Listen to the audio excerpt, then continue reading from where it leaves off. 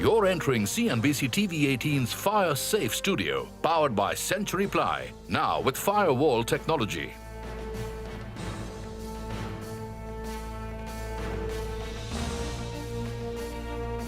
Hello and welcome to a brand new edition of Smart Money on CNBC TV 18. Now this week it's a part of our two-part series of retirement planning. Remember last week we spoke with a veteran in this space, Monica Hallan, and this week we're taking our retirement planning discussion forward with another guest, Chirag Muni, who's the Associate Director at Anand Rathi Wealth Management. Chirag, thank you so much for joining us on the show. You know, last week when we spoke with Monica Hallan, she did indicate to us that it is very essential to start planning for retirement early, purely because A, you can build a bigger nest egg, B, you can use the power of compounding to your advantage, and you can, live a stress-free life, right, post the age of 40 and 50. But you tell us, getting down to the, the bare details and the, not the why, but the how to plan for your retirement.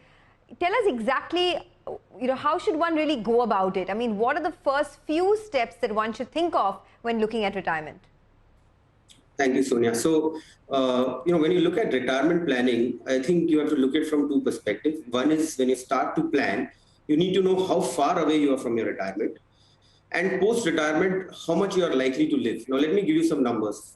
So the average retirement age for most Indians is about 60 years, especially the salaried ones.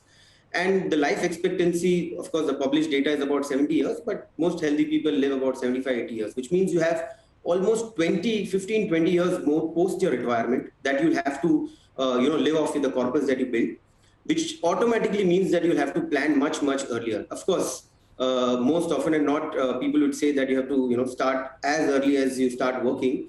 But let's be practical. Most often and not, you don't start thinking of retirement when you're just starting a job or you started working. So I think 15, 20 years just before retirement is a very good age. Maybe 40 years of age is the right age, and latest could be around 50 years age, because you have to give some time to your savings to grow at least at the pace of inflation. So that's something that I would say.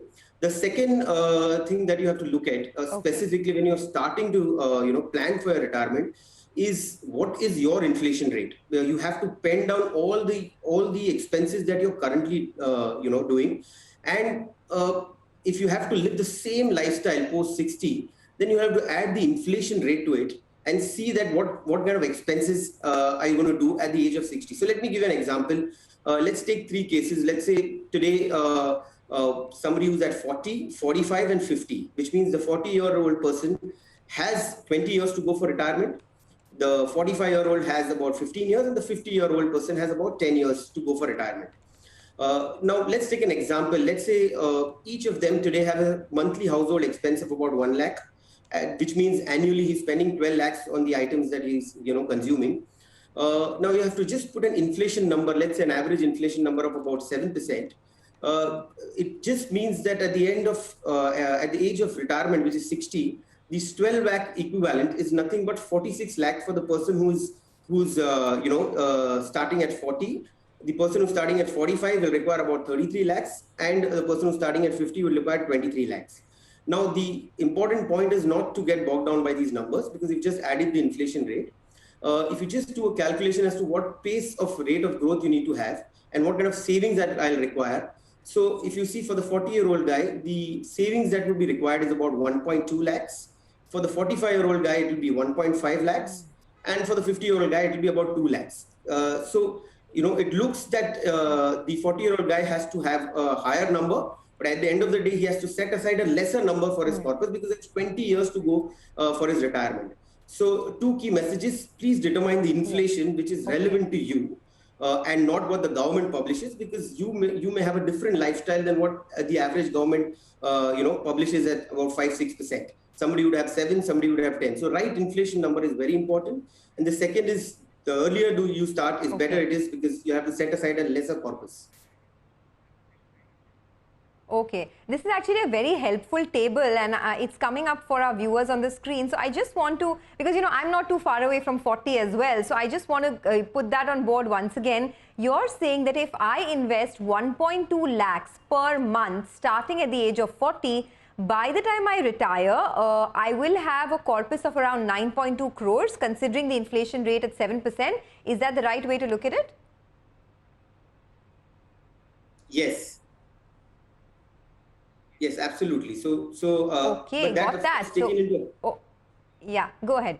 It's taken into account, a 10% rate of, growth on your investments.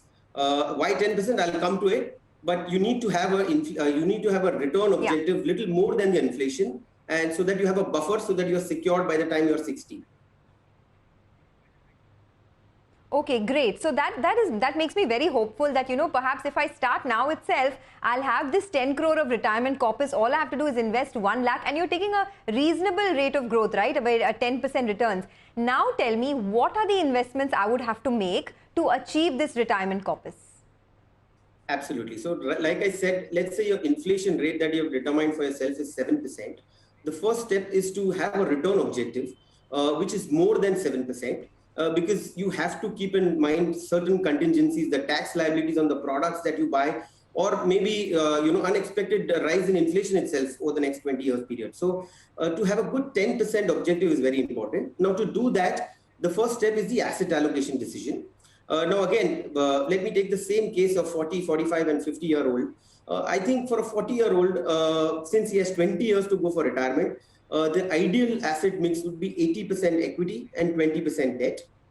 For 45-year-old, it will be 70 and 30, and for the 50-year-old, it will be 60-40. I think that's the right asset mix. Now, within that, of course, then comes what kind of products can I buy? Because there are several 15, 16 type of products that you can have today, which are long-term retirement products. You have stocks, mutual funds, FDs, insurance, so many things. But when we evaluate on the basis of risk, return, taxation, cost of the investment itself, and liquidity, from the equity portion, I would say mutual funds are hands down, beat all of them. Having a good set of 8-10 diversified mutual funds, large cap, mid cap, and a little bit of flexi cap funds would do the trick on the equity side. On the debt side, on the defensive asset classes, I would say you can have a 5% diversification to gold, but in the form of sovereign gold bond funds, because that gives an additional 2.5% return, and it's backed by the RBI. So 5% goes to gold, and rest of the 15%, if you have EPF, then nothing like it, because that's the best debt instrument you can have. But in case you're not salaried, then that could be a mix of NPS, PPF, and maybe some debt mutual funds. I think that's the right product mix for a 40-year-old guy. For a 45-year-old guy, I would say it's 70-30. So 70 is again equity funds. The 30%, like I said, 5% gold, and rest of the 25%, if not EPF, in NPS and PPF and debt mutual funds. And for the 50-year-old, the choice is a little limited. 60% goes in equity. 40%, the rest of the 40%, 5% goes in gold. The 35% should ideally go into debt mutual funds or NPS, because PPF is a 15-year product and he doesn't have that much time, and it has its limitations in terms of how much you can contribute. So I think this is the right asset mix and the product mix that you can have. Okay, and what are the tax implications for these investment ideas? I mean, you gave us a whole host of, investment arena, whether it's like debt mutual funds, equity mutual funds, but can you take us through what the tax implications will be when I sort of take out this money post-retirement? Okay, so let me go product by product. Of course, equity mutual funds, the taxation is long-term capital gains under section 112. That will be 10%. After a year. Debt mutual funds, more than 3 years, 20% taxation with indexation. So that's a great benefit you can have, because you can add the cost of inflation, what the government publishes, and that brings down your tax liabilities. So that's for debt mutual funds. When it comes to PPF, all your maturity proceeds and your interest is completely tax-free. So that's advantage you have as per section 10, 11, 10, 12. When it comes to NPS, before 60 years, anyways, you cannot, take back your money. But at the end of 60 years, you can get 60% of the money, which is almost tax-free, and 40% of the money is actually converted into an annuity, which you get a regular income. That is fully taxable. And lastly, the sovereign gold bond fund, which comes for our period of 8 years. the taxation there is as if you if you're there till the maturity, the taxation is completely free, but the 2.5% that you get interest is fully taxable. And for sovereign gold bond funds, of course, as soon as it's issued, it's also listed on an exchange. So if you if you exit it prematurely on the exchange, then it could be a 10% taxation more than a year. Okay, I just had one follow-up question on the taxation when you withdraw your PPF, that is your public provident fund. If you don't withdraw for a critical illness or for children's education, you need to withdraw it for some other purpose. What would the taxation be then? Would it be different? For PPF? Yes, for PPF. So for PPF, post 5 years of contribution, there wouldn't be tax, but before 5 years, it could be fully taxed to you. Okay, before 5 years, fully taxed. All right. Okay. So we have plenty of questions, actually, so many queries coming through as well. So we'll do one thing. We will take a quick commercial break on that note. But Chirag, stay with us, and our viewers as well. If you have any queries, write into us on Smart Money. We'll be back in a jiffy.